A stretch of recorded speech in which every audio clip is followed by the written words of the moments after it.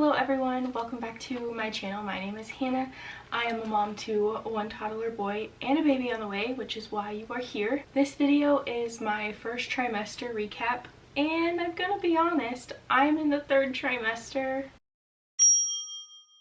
I have not been very good at doing these updates, and I feel horrible about it, but I'm coming at you with the first trimester update, and next month I will have the second trimester update, and then by then, well, I'll probably have a baby, but I'll still give a third trimester update. First of all, let me just say the first trimester was absolutely rough, and we were in the middle of moving too. It felt like there was no slack for me, but I made it through because here we are. I'm in my third trimester. The first trimester goes from when you find out till 12 weeks pregnant, and I do have one update from the first trimester. So I have talked a little bit about some of my symptoms early on, but I'm just gonna fill you in on the rest of it. So I'll probably end up accidentally repeating myself, maybe. But that's okay. That's why we're here, right? To know what happened throughout the first trimester. So what were my symptoms? Well, early on, I had a lot of troubles with my stomach hurting just all of the time, whether I ate, if I didn't eat, if I tried to stay on top of being hungry, it just hurt all of the time.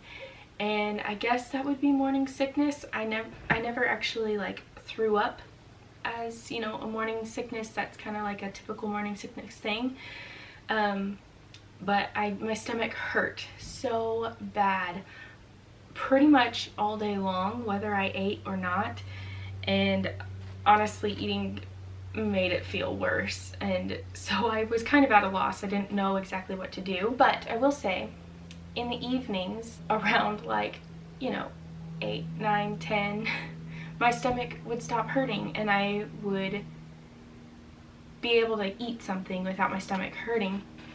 And I also had a craving for sandwiches, and I'm not talking like Subway sandwiches or anything like that. I'm talking about the sandwiches that I made in college, like that I would make for lunch during college. And so we had to figure out a way for me to be able to do this. So basically, I remembered that you could have deli meat if you warmed it up. And so I was like, we need to find a George Foreman.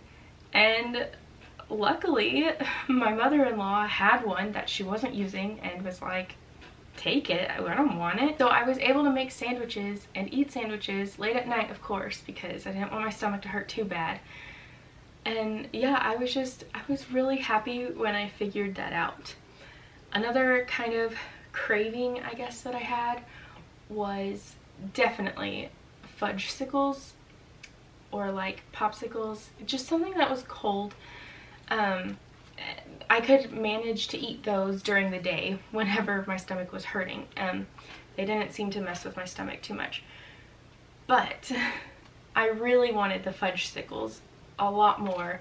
We got like these cherry popsicles, and they were okay, but they just didn't quite hit the spot. So around week 6, I did note this in my notes in my phone, but I noted that I was exhausted, like really bad. And I remember being exhausted in my first pregnancy, but I guess the reason why it kind of like shocked me, I guess, was the fact that my son was playing and I would just be like, I'd fall asleep and then I'd wake up and be like, oh, I took a nap while you were playing. And which is fine. He's not a troublemaker. He doesn't really get into anything, and obviously I would have woke up if I heard him get into something or fall or something like that. But it was just kind of like a, whoa, I'm exhausted, because I haven't taken a nap while you are awake ever. So yeah, that was just a little like shocking and kind of like, oh man, is this okay? Am I allowed to do that? So anyway, so week 9, I noted that my mouth was salivating like crazy, and I don't know why. Like, it wasn't because I was hungry or thirsty or anything like that. It just, my mouth just had so much spit in it, and it was to the point where I had to go to the bathroom to spit in the sink because of how much there was, and it was so annoying. And I remember just being very irritated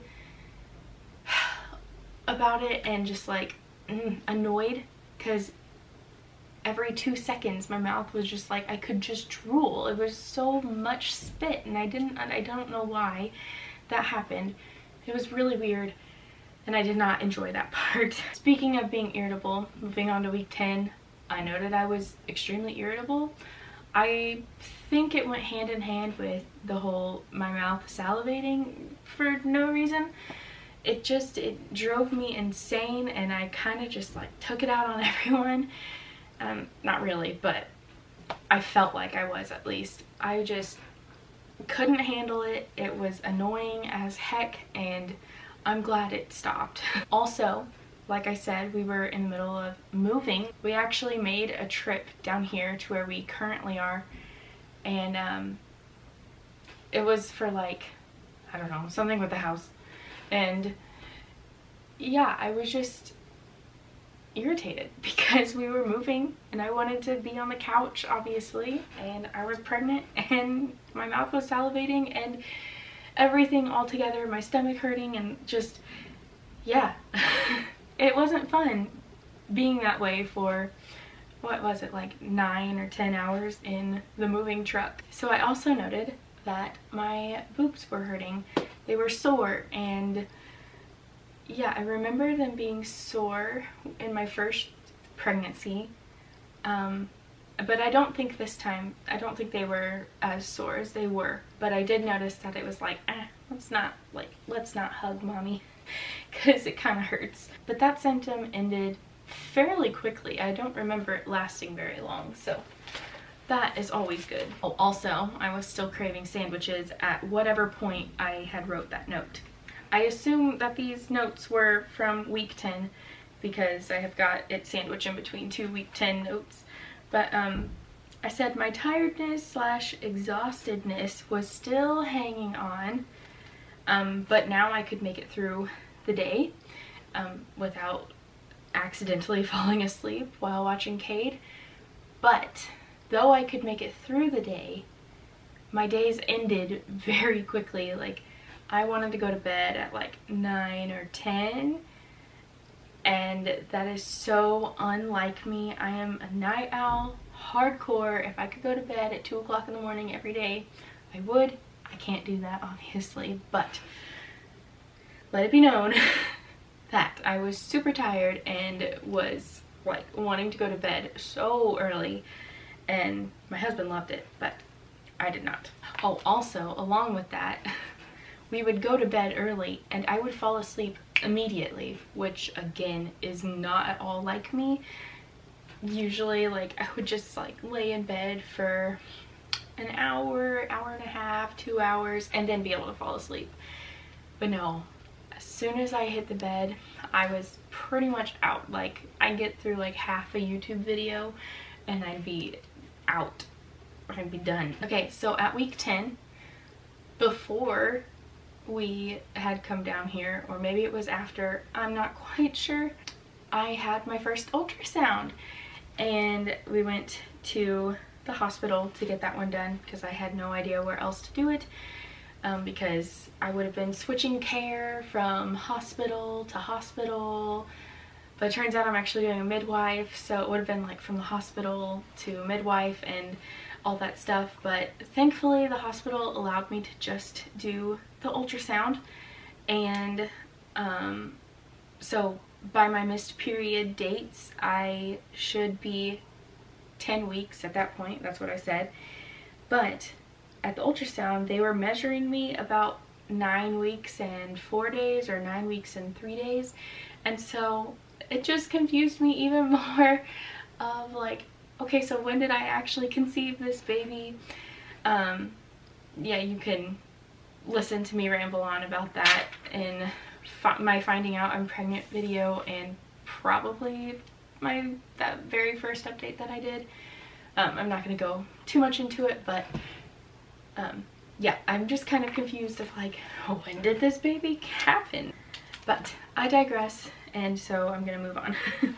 So week 11, we officially moved, and on the way down here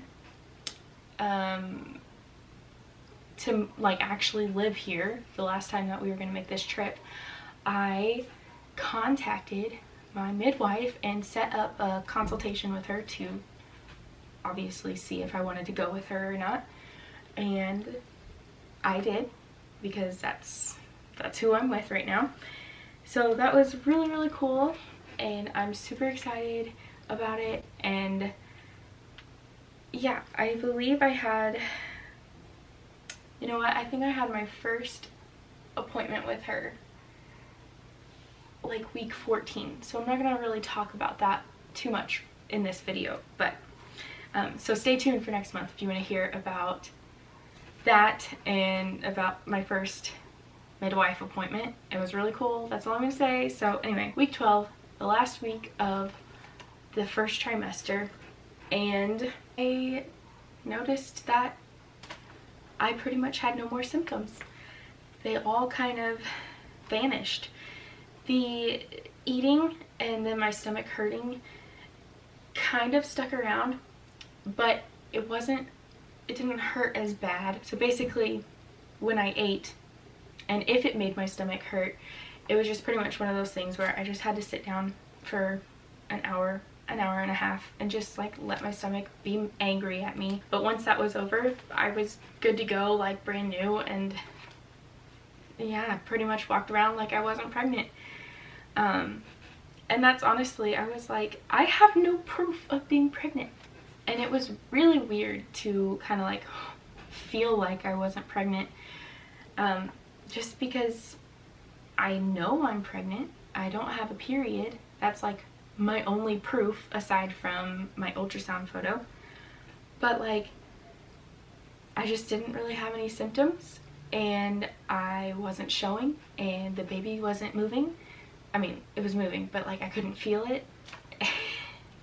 And yeah, it was just so weird to feel that way and just be like, am I pregnant?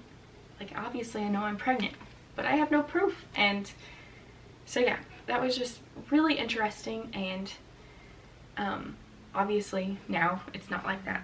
So anyway, that actually concludes my first trimester update. My camera battery is dying, so I need to make this outro really quickly.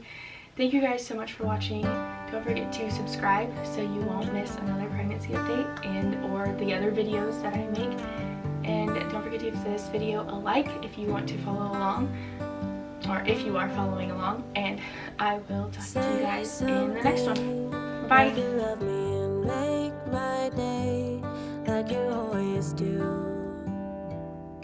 Like you always do.